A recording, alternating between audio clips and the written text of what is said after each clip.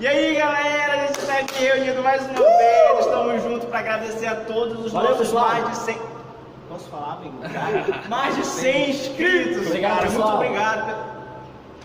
Muito obrigado pela participação de todos vocês que estão acompanhando a gente aí no nosso canal. Continue visitando o nosso canal, se inscrevendo, dando like, compartilhando. Todos os nossos vídeos, gente. Nós nas estamos redes muito sociais. agradecidos. E aqui a gente também agradece não só nós três, mas a equipe aqui. Pode ser inscrito! Então, gente, eu acho que o nosso nome vocês já sabem. Eu sou o Gabriel. Eu sou o Leco. Eu sou o E Yuri. nós estamos na lição 5. E temos como tema principal a contemporaneidade Dos dons espirituais. O texto do dia que se encontra em 1 Coríntios, capítulo de número 12, versículo de número 4. Mas a manifestação do Espírito é dada para cada um para o que for útil. O texto bíblico se encontra em 1 Coríntios, capítulo de número 12, versículos do 1 ao 11. Tópico 1. A utilidade dos dons espirituais. O contexto dos dons em 1 Coríntios. O que foi que levou Lucas a falar no livro de Atos sobre os acontecimentos, sobre os dons de línguas, curas, profecias e milagres? E o que foi que levou Paulo a falar no livro de 1 Coríntios sobre uma parcela de importância que o Espírito Santo tem no meio de nós? Registros sobre o Espírito Santo afirmam que mesmo depois do pentecostalismo, o Espírito Santo não só continuou batizando, mas ele também proporcionou dons que hoje são manifestos em nosso meio. Paulo relata para que nós possamos saber lidar com as manifestações do Espírito Santo dentro ou fora da igreja. Porque se caso isso não fosse mencionado, nós provavelmente teríamos uma possibilidade de ter uma visão conturbada das manifestações do Espírito Santo. A manifestação do Espírito é dado a cada um para o que for útil. Ou seja, os dons do Espírito ele tem como propósito a edificação do corpo de Cristo. Jesus ele edifica a sua igreja através dos dons. Mas quando nós vamos olhar para a menção de Paulo sobre os dons da igreja de Coríntios, Paulo ele tem que trazer algumas exortações, algumas correções, porque o que acontecia ali era um uso exacerbado dos dons, sem uma maneira organizada. Para que a obra do Senhor seja conduzida de uma maneira decente, Paulo irá instruí-los corretamente a respeito dos dons. E Leco, sabendo que algumas atribuições da pós-modernidade de sugerir que os dons espirituais eram os causadores dos problemas na igreja de Corinto e relatar que hoje, na atualidade, os problemas são os dons, isso é totalmente herético. Sabemos que na igreja de Corinto tinha dons espirituais e se atribuímos o problema da igreja aos dons espirituais, estamos atribuindo a Deus, ou seja, estamos colocando uma falha, um erro em Deus e Deus não erra. Deus é perfeito. Sabendo assim, Leco e Gabriel, que a igreja não sabia utilizar os dons, como o nosso irmão Leco falou. E aqui que eu entro nos dons que glorificam a Deus. Os dons espirituais glorificam a Deus. Ou seja, se eu sei pregar, se eu tenho um dos dons, que é o dom da sabedoria, ou então tenho o dom do conhecimento, o dom da variedade de línguas, ou a interpretação delas, isso eu utilizo para a glorificação de Deus. Deus não nos capacitou para que possamos nos vangloriar acerca deste dom, mas que eu e você recebamos dele, da parte dele, o dom espiritual, é para que ele seja glorificado, é para que a igreja receba a edificação correta, a edificação que deixa ela mais sólida, que vem vento, nuvens, vem tempestades e não assola a casa, não deixa a casa esmorecer. Sabendo assim, o dom espiritual está disponível. Então temos noção de que a igreja, que é você e eu, nós podemos buscar. E é interessante que a gente aprende que Satanás ele é um tremendo imitador, pai da mentira. A ideia dele sempre é imitar aquilo que Deus ele faz de perfeito. Satanás vem e imita. Hoje o que acontece são simulacros, são ações, são manifestações semelhantes aos dons espirituais, a fim de confundir a igreja de Jesus. E Paulo, quando ele escreve aos Gálatas, capítulo 1, versículo 8, ele diz que ainda que desça do céu um anjo e pregue um outro evangelho, que seja anátema. Então a igreja de Jesus Cristo, que está pautada na sua palavra, ela aprende a analisar os dons conforme a palavra, e fazendo isso ela nunca vai ser enganada por façanhas que seja do inimigo. Lembrando assim, uma forma de recordar bastante simples é quando Moisés e Arão encontram-se com Faraó e os seus feiticeiros.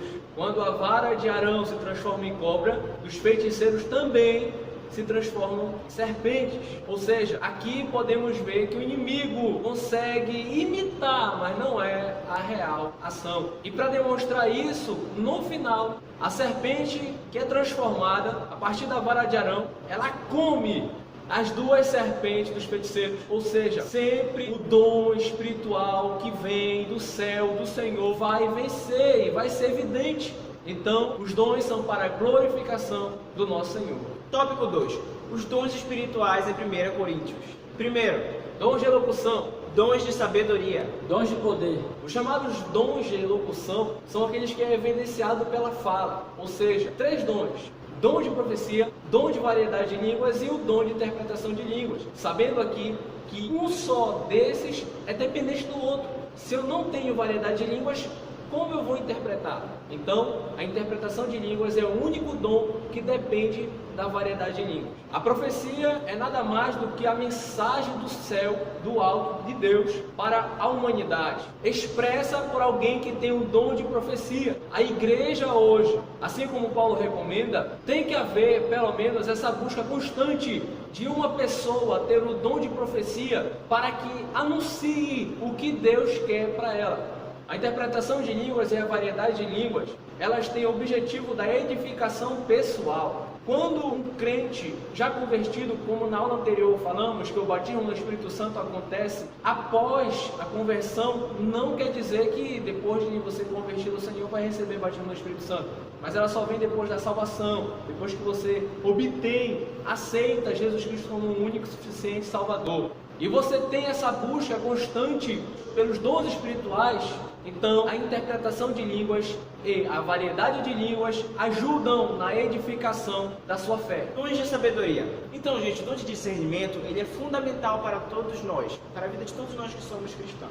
Porque ele é uma capacitação de Deus, para que nós possamos saber diferenciar se o que está acontecendo é realmente uma manifestação do Espírito Santo, ou se Satanás está querendo te usar também, né, irmão? Se não é apenas um simulacro de Satanás. Esse dom de sabedoria serve para sabermos diferenciar isso. Dons de cura. A fé, a operação de maravilhas e os dons de curar, que é como a Bíblia menciona, são os carismas, são os dons que se manifestam de uma forma sobrenatural em prol dos servos de Deus, trazendo curas, trazendo maravilhas e até mesmo uma certeza sobrenatural fora do comum de algo que vai acontecer. Estes são os dons de poder. Tópico 3. Cessacionismo e continuismo. Primeiro a gente vai entender o que é cessacionismo. Então, cessacionismo é aquela teoria que afirma que os dons espirituais não servem mais para o nosso dia, não era mais para o nosso dia, terminou só no primeiro período da igreja, lá nos primeiros 35 anos da igreja, que inclusive a gente já falou aqui nos primeiros vídeos. Ainda não entendi qual que foi a parte de que aquilo é um ponto em seguida, que esse pessoal ainda não entendeu, mas tudo bem. Para algumas pessoas, os dons teriam cessado no momento da morte do último discípulo, que foi João. Para outras pessoas, isso acabou no século IV de nossa era. Essa teoria ela é frisada pelos cristãos que aderem à linha reformada, que é linha com uma linguagem de hoje, uma interpretação da linguagem contemporânea. E o que é continuismo? Continuismo é a postura, a posição adotada pelos pentecostais que acreditam que os dons relatados em 1 Coríntios estão disponíveis para nós nos dias de hoje. Assim como nós acreditamos pela palavra que existem os ministérios, os pastores, os diáconos, igualmente nós cremos que existem os dons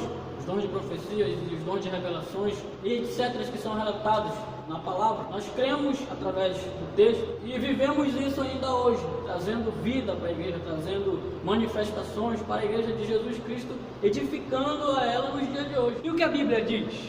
Para que possamos finalizar essa parte, devemos recorrer à autoridade máxima, à carta magna da igreja, a Bíblia, a palavra de Deus. A Bíblia não menciona uma data de validade para os dons espirituais. Teólogos da pós-modernidade acreditam que quando os pais da igreja naquele tempo, do século IV em diante, não viam muitos dons espirituais ocorrerem. Isto não é problema de falta de derramamento. Isto é problema da falta de busca das pessoas que conviviam com a igreja naquele tempo. Sabemos que na história da igreja esse período é muito caótico e este é um período que a igreja ficou fria demais. Se a gente verificar e fazer uma comparação entre o período analítico do tempo cronológico daquela época, saberíamos que a igreja tinha um pequeno propósito baseado na Bíblia, ou seja, a igreja daquele tempo não ligava muito para o céu, não ligava muito para as coisas espirituais, mas sim para o material, para o ganho próprio da terra, terreno. E quando o apóstolo Paulo enfatiza a questão dos dons espirituais, ele não proíbe o falar em línguas, ele não proíbe os dons espirituais. O que ele menciona é apenas saber como usar, saber como ter aquele dom no dia a dia. Tanto que no versículo 39 do capítulo 12 de 1 Coríntios, Paulo vai dizer: não proibais falar línguas. Ou seja, ele aqui está sendo inspirado pelo Espírito Santo para demonstrar que não é proibido falar em línguas. Sendo assim, e tendo essa concretização, sabemos que o Evangelho e as epístolas do Novo Testamento denotam para a gente que é útil sim os dons espirituais no mundo de hoje. É interessante, dentro dessa questão do não proibais falar em línguas, grandes sábios como Wayne Grudem vão registrar que não existe restrição bíblica para o falar em línguas. Não existe concessão, não existe algo que restrinja, que proíba o falar em línguas dos escritos de Paulo. E assim como Frank Buckland, quando menciona sobre o avivamento na rua Azusa, sobre o falar em línguas, ele vai dizer que não existia uma restrição bíblica quanto a isso. Então logo nós cremos nisso, nós abraçamos isso e vivemos. A revista fala: o vento sopra onde quer. É um tema enfatídico, é um tema que traz para nós uma maneira de saber que o vento ele vai soprar onde quer. Tendo essa noção, é só buscar, é só clamar para que o Espírito Santo venha derramar um dom que seja útil para a edificação da igreja. Então é isso, gente. Muito obrigado pela participação de todos vocês aqui no nosso vídeo. Obrigado mais uma vez pelos mais de 100 inscritos. Eu quero pedir palmas aqui a todos, por maravilhoso.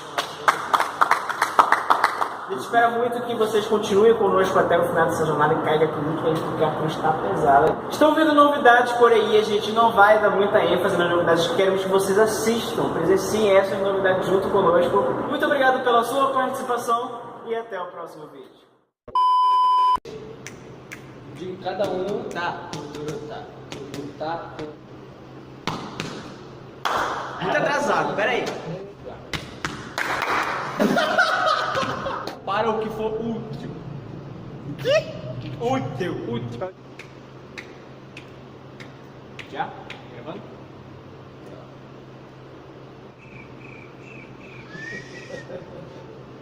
A manifestação. Ai.